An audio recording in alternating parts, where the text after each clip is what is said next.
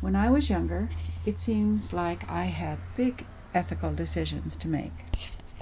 At 67, it seems like decisions that I make are smaller, but more frequent on a daily basis. The decisions have to do with values from a personal standpoint that includes the well-being of others as well as myself. Others may be far away in other countries or close in my personal and work life. I'm conscious of time, money, and energy as the resources available to me as I make these choices. Personal responsibility, for me, is an ongoing ingredient and requires setting priorities. Okay, the first realm I talk about is earning money. As a psychotherapist in private practice, I set fees, my own fees. It is important to me that people without funding have access to mental health services. I use a sliding scale. That means I make a choice to earn less in order to allow that to happen.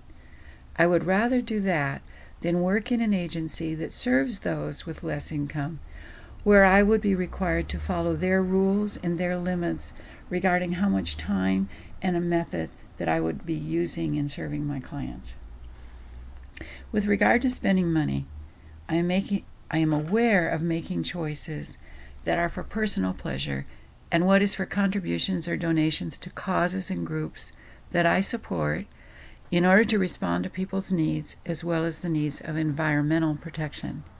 I spend time getting information as to what is sustainable, what allows for people to have a reasonable amount of income for their work, to not support companies that do harm through my own purchases.